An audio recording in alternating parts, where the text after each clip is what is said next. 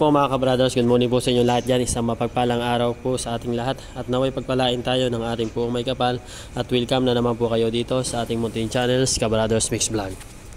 Ayan po mga kabrothers, bali i-update ko lang po kayo dito sa ating isang inahin na nanganak at bali isang gabi pa lang po itong ating mga biik, kaya po medyo natutumba-tumba pa po itong ating mga inaalaga ang mga biik mga kabrothers. At sa awa naman po ng Diyos ay malulusog naman po itong ating mga biik mga kabrothers. At bali 13 po itong ating mga biik ngayon at bali nung nakaraang panganganak po niya ay meron po siyang 10 at umabanti po tayo ng 3 piraso. At sana nga po ay wala po tayong maging mortality at yan po yung ating idinadalangin sa ating Panginoon na sana nga po ay wala tayong maging mortality dito sa batch na ito mga kabrothers. Pero minsan po hindi po talaga natin na maiwasan na hindi po tayo magkaroon ng mortality sa ating mga inaalagaan. Pero ginagawa po natin ang lahat para hindi po tayo mabawasan dito sa ating mga biik na inaalagaan mga kabrothers. At kung nakikita naman po natin na medyo magaganda itong ating mga biik sa ngayon dahil malalaki po sila. Kumpara nung nakaraang panganak niya na medyo maliliit mga kabrothers. Nakakatuwa po dahil sa awa po ng Diyos ay malulusog po sila. Yan po mga kabrothers. Bali natutulog po sila doon sa tagiliran at siguro busog po sila kaya hindi po dumidede. Yan.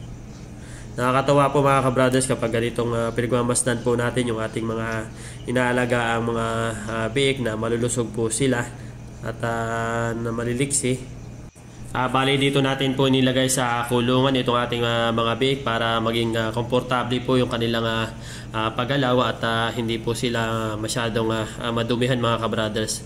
Dahil itong ating mga inahin ay sa labas po lahat ng natin inilalagay at parang ligaw lang at tinatali lang po natin sa labas at pinasok po natin dito sa kulungan para maging safety po itong ating mga biik dahil meron din pong mga aso na gumagala po dito sa amin kaya kailangan po nating i-safety itong ating mga biik mga kabrothers dahil ayaw po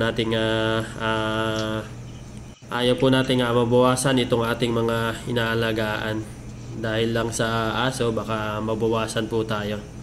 Yan po bali po binabatayan po natin itong ating mga biik para makaiwas po tayo sa ipit ng inahin para kahit paano po ay kapag naipit po yung ating mga biik ay mas madali po nating masakluluhan or matulungan at hindi po sila maipit mga kabrothers. Bali binabantayan lang naman natin itong ating mga biik sa loob po ng halos 3 linggo. Tapos pagkatapos po ng 3 linggo ay kahit hindi na po natin sila bantayan dahil kahit paano po ay malakas na po sila mga kabrothers. At sana nga po ay magtuloy-tuloy po na malalakas itong ating mga biik at pakakainin po natin ng maayos itong ating inahin para makapagbigay po siya ng sapat na gatas sa kanyang mga anak mga kabrothers. Yan po, bali hybrid po itong ating inahing ito at bali isang araw po kinabukasan po ay pinuputulan po natin ang mga ngipin itong ating mga biik para ganun po ay hindi po magsugatan po yung didi ng ating inahin para kahit paano po ay magtuloy-tuloy po na magpadidi itong ating inahin. Kapag hindi po natin naputulan ng ngipin, meron pong tendency na hindi po magpadidi itong ating mga inahin kapag nasusugatan po yung kanilang didi. Kaya po pinaputulan natin pagkalipas po ng halos sa isang araw at hinahayaan po muna natin na dumidi po muna ng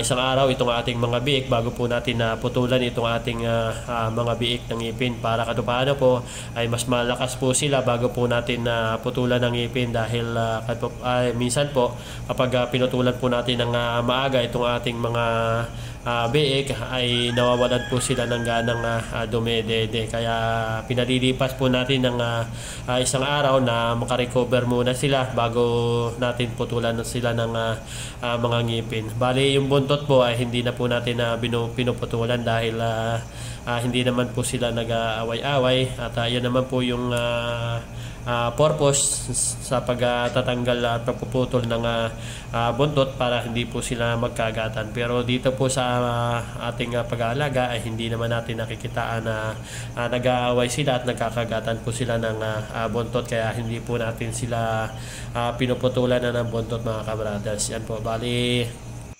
At pagkalipas po ng 3 araw ay binibigyan po natin sila ng Jectran Iron para kahit paano po ay magkaroon po sila ng sapat na lakas sa kanilang pangangatawan. At yan po yung ating update po dito sa ating isang inahin na nanganak, at maraming salamat po sa lahat po ng mga nanood at nag-subscribe sa YouTube channel ko. At kung bago ka pa lamang po dito sa ating munting channels, please subscribe na lang po at huwag niyo pong kalimutang i-hit ang notification bell para updated po kayo sa lahat ng ating mga video.